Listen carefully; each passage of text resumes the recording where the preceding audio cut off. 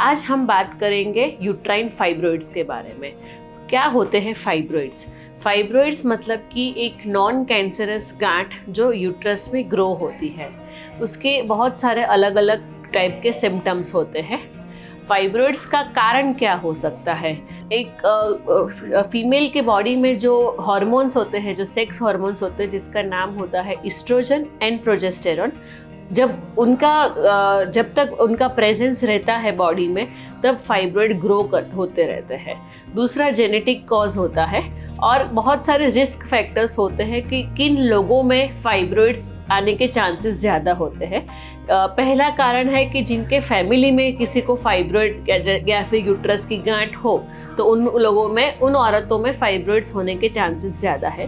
दूसरा है कि ओबेसिटी, मतलब कि वज़न नॉर्मल से ज़्यादा होना, वो उन औरतों में फाइब्रॉइड्स होने के चांसेस ज़्यादा है। तीसरा कारण है कि नलिपैरिटी, मतलब कि कोई भी प्रेगनेंसी ना होना आफ्टर एज ऑफ 30।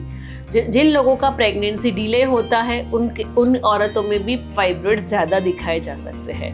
फाइब्रॉइड यानी कि यूट्रस की गांठ सबसे ज़्यादा 30 से 40 साल की उम्र की औरतों में दिखा जा सकता है। अभी हम आते हैं सिम्टम्स की, मतलब कि क्या सिम्टम्स हो सकते हैं जब फाइब्रॉइड्स हो। अगर बहुत छोटे फाइब्रॉइड्स हो तो कोई भी सिम्टम नहीं होता, वो सिर्फ रूटीन सोनोग्राफी में या फिर स्क्रीनिंग में पता चलता है। बाकी सबसे ज़्यादा कॉमन सिम्टम होता है हैवी ब्लीडिंग, मतलब कि जो मासिक के दरमियान ब्लीडिंग आता है वो नॉर्मल से ज़्यादा हैवी आता है। वो सबसे ज़्यादा कॉमन कारण है फाइब्रॉइड्स का। दूसरा सिम्टम आ सकता है कि लंबे पीरियड्स चले, कि पीरियड्स हैवी नहीं आ रहे हैं पर फिर भी उनका 7 दिन से लंबे हर महीने चलते हो, या तो फिर फ्रिक्वेंट मेंसेस, यानी कि 20 दिन के अंदर ही वापस से पीरियड्स आ जाए। ये 3 ब्लीडिंग के रिलेटेड सिम्टम्स हुए फाइब्रॉइड के।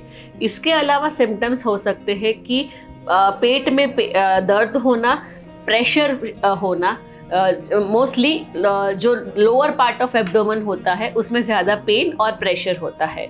जब फाइब्रॉइड का लोकेशन जिस तरह का होता है उस तरह से भी फाइब्रॉइड के सिम्टम्स प्रेजेंट कर सकते हैं। जैसे कि अगर फाइब्रॉइड आगे की यूट्रस के आगे के पार्ट में हो तो पेशेंट को यूरिन करने में परेशानी होती है, या तो उनको बार बार यूरिन आ सकता है या तो फिर उनको यूरिन पास करने में डिफ़िकल्टी होती है। अगर फाइब्रॉइड पीछे की तरह होता है, मतलब यूट्रस के पीछे के साइड पे होता है, तो फिर पेशेंट्स को कॉन्स्टिपेशन की तकलीफ हो सकती है। इसके अलावा जब फाइब्रॉइड कम उम्र के लोगों में देखा जाए, अराउंड 25 से 30 साल की उम्र में, तो वो पेशेंट्स को इनफर्टिलिटी यानी कि बच्चे ना होने का सिम्टम भी हो सकता है। जब वो पेशेंट आए हमारे पास कि हमें बच्चा नहीं रुक रहा है, तब हम डायग्नोस करते हैं कि इनको यूट्रस में फाइब्रॉइड होता है। और अगर प्रेगनेंसी के दौरान फाइब्रॉइड होता है, डायग्नोस होता है, तो वो पेशेंट को कभी कभी बहुत ज़्यादा पेन या फिर उनको फेंटिंग एपिसोड या फिर ब्लीडिंग हो सकता है। फाइब्रॉइड्स के कॉम्प्लिकेशन क्या हो सकते हैं? तो वो जैसे कि मैंने बोला कि वो ब्लीडिंग ज़्यादा करता है, तो वो ज़्यादा ब्लीडिंग की वजह से पेशेंट को खून की कमी होना, जिसकी वजह से वीकनेस और ब्रेथलेसनेस की कंप्लेंट्स हो सकती है। इसके अलावा प्रेगनेंसी में अगर फाइब्रॉइड होता है तो उनको मिसकैरेज या फिर प्री टर्म डिलीवरी का खतरा हो सकता है। और अगर जैसे इनफर्टिलिटी हुआ तो उनको वो जो फाइब्रॉइड होता है वो बच्चे रुकने नहीं देते हैं। वो बच्चे रुकने के जो पैसेज होता है यूट्रस के अंदर, उसमें अंदर हिंड्रेंस रखता है, उसमें अंदर रुकावट करता है, जिसकी वजह से बच्चा ठहरता नहीं है।